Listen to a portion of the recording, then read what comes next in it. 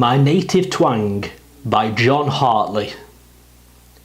John Hartley wrote several poems in praise of his beloved county, in praise of the people, the landscape, and of course, the language. They tell me I'm a vulgar chap, and I ought to go to the school, to learn to talk like other folk, and net be such a fool. But I've a notion, do you see, although it may be wrang, that the sweetest music is to me, me own, me native twang. And when away through all my friends, in other towns I roam, I find there's no can make amends for what I've left at home. But as I hurry through the streets, no matter though I'm thrang, I welcome if me ear but greets, me own, me native twang. Why some despise it I can't tell, it's plain to understand. And sure I am as sound as wheel, though happen net so a grand. Tell folk they're courting, they're enraged, they call that vulgar slang. But if I say that they're engaged, that's net me native twang. Me father, though he may be poor, I'm net ashamed of him. And I love me mother, though she was deaf, and though her e'en are dim. I love the old town, I love to walk its crooked streets among, for there it is I hear folk talk, me own, me native twang. I like to hear hard-working folk say boldly what they mean, for though their hands may be smeared with muck, maybe their hearts are clean.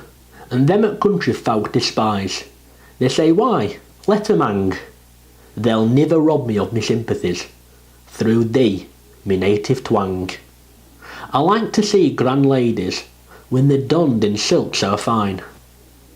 I like to see their dazzling e'en through the carriage windows shine. Me mother were a woman, and though it may be wrang, I love 'em all, but mostly them that talk me native twang.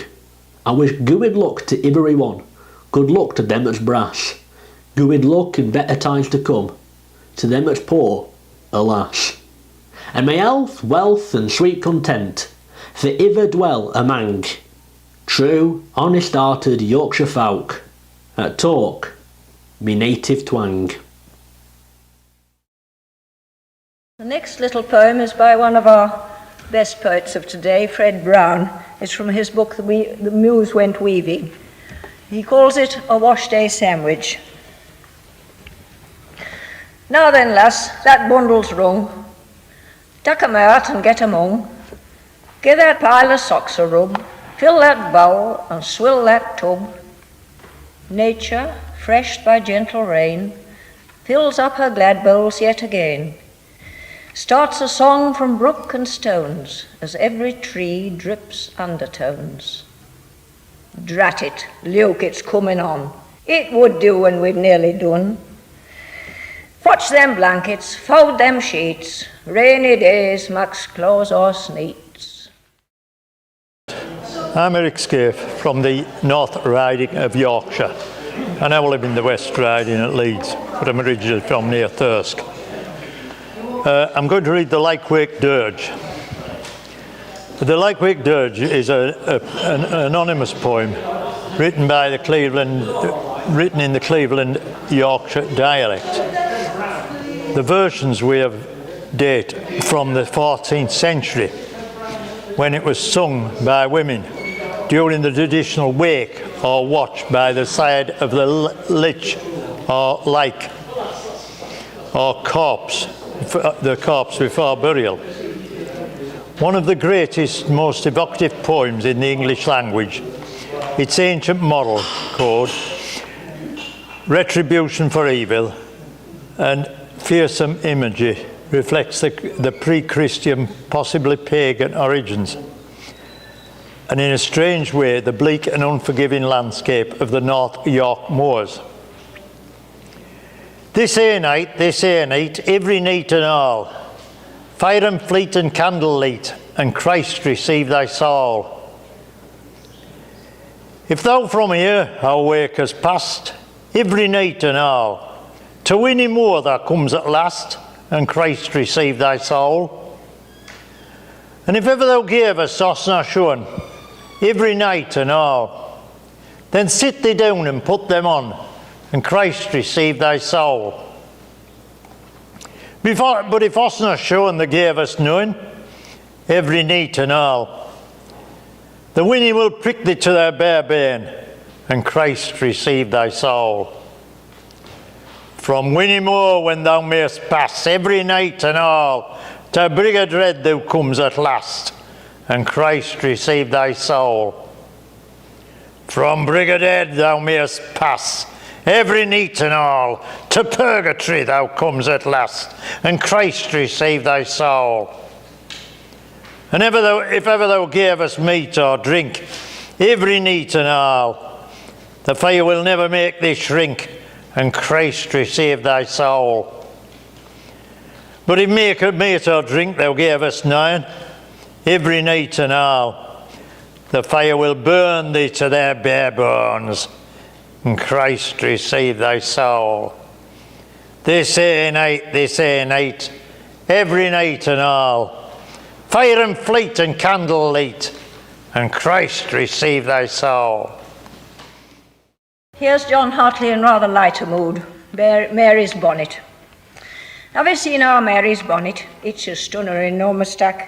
There's a bunch of roses on it and a feather down at the back.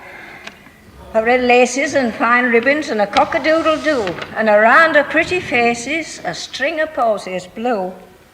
When she went to church last Sunday, Passon couldn't find his text, and fat old Mrs. Grundy says, "Eh, Mary, pray, what next?" Lads all winked at one another, lasses giggled i' their glee, and whole at congregation had yon bonnet i' their ee. Then choir started singing, and first hymn that they sang were all about the flowers of 50 summers gone. But when they saw our Mary, they had a mullock on it, 'cause they thought that all them flowers had been put on Mary's bonnet.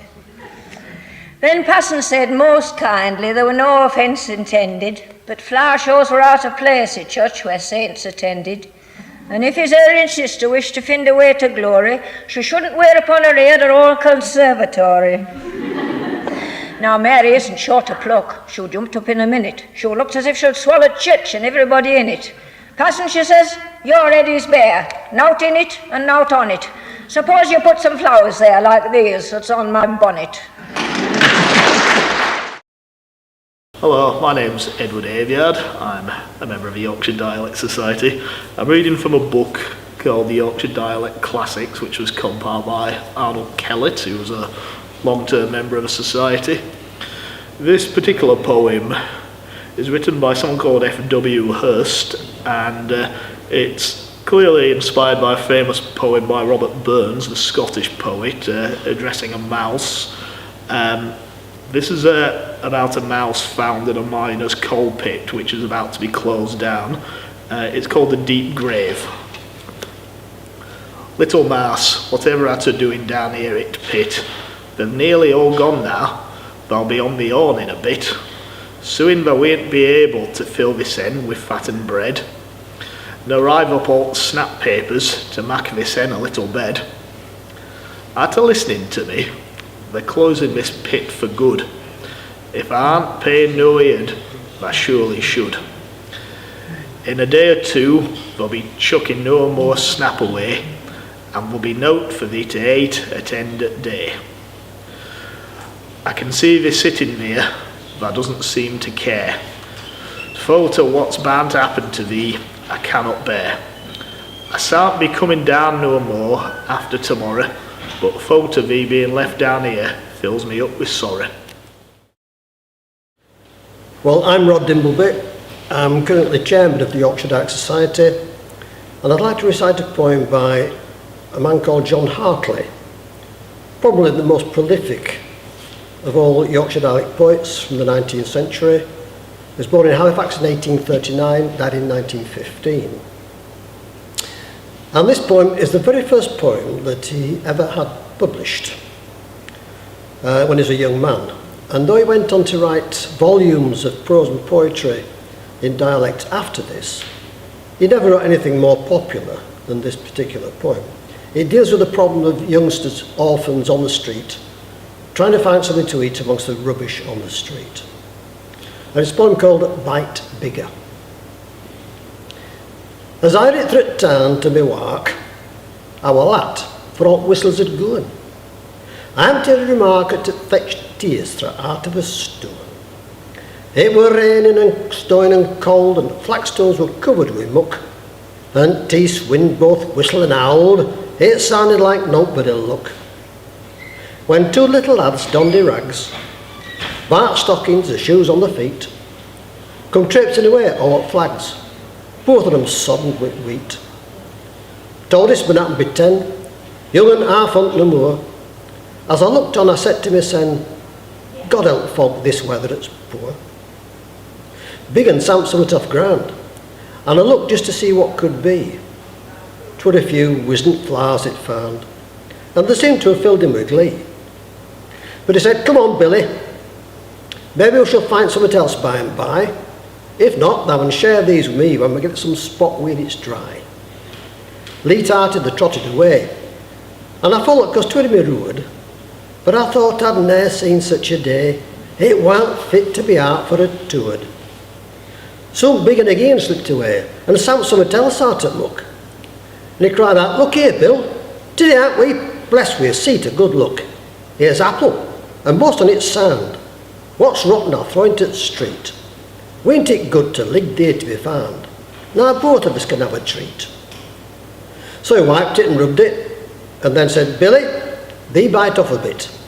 If thou's been lucky this end, thou mun share with me such as I get. So little and bit off a touch. T'other's face beamed with pleasure all through. But he said, nay, thou'sn't taken much.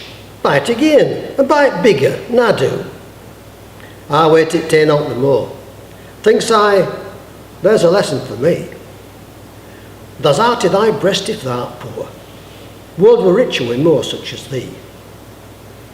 Tuppence were all brasset I had, and I meant it for ale when come noon. But I thought I'll go get yon lad. He deserves it for what he's been doing. So I said, lad, here's tuppence for thee, for this end. And they stared like two geese. But he said, while tears stood in his eye, nay, that'll just be a penny apiece. God bless thee. Do just as thou will, and may better days speedily come. Though clammed and half done, my lad, still thou'rt a deal nearer heaven nor sun.